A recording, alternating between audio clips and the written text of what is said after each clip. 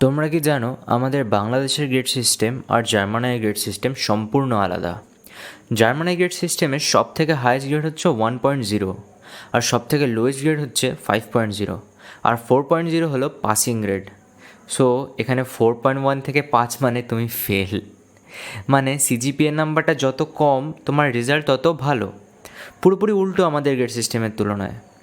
এবার হয়তো তুমি ভাবছো তাহলে আমার এইচএসসি এর গ্রেড আমি জার্মান গ্রেডে কনভার্ট করবো কী করে, কারণ ফর্ম ফিলের সময় তো আমাদের জার্মান গ্রেড সিস্টেম হিসেবেই নাম্বার পুট করতে হয় না। তো এখানে কিন্তু তোমাদের এই ওয়েবসাইটটা হেল্প করবে। ওয়েবসাইটটার লিঙ্ক আমি ডিসক্রিপশানে দিয়ে দেবো, ঠিক আছে? তো ধরে নিচ্ছি আমরা এইচএসসি গ্রেড দেখতে চাইছি, ঠিক আছে? আর এখানে আমাদের ম্যাক্সিমাম গ্রেডটা দিতে হবে, যেখানে আমাদের ম্যাক্সিমাম গ্রেড হচ্ছে 5, minimum passing grade at your university আমাদের হচ্ছে 1, your current overall grade at your university আমাদের, আমি ধরে নিলাম আমি পেয়েছি 3.1, ঠিক আছে? এবার আমি যখনই এখানে কনভার্টে ক্লিক করব আমার কিন্তু জার্মান গ্রেড সিস্টেমের গ্রেডটা পেয়ে যাব, যেটা আসছে 2.4, ঠিক আছে? এবার তোমরা যদি ব্যাচেলার পাস আউট হও আর মাস্টার্সের জন্য জার্মানে অ্যাপ্লাই করতে চাও, তাহলে তোমাদের এখানে ব্যাচেলারে গ্রেড পুট করতে হবে। আমরা এটাও একবার দেখে নিই কী করে হয়। আগে এগুলো আমরা রিমুভ করে নিই। তো ব্যাচেলার্সের জন্য আমাদের ম্যাক্সিমাম গ্রেড হচ্ছে কত?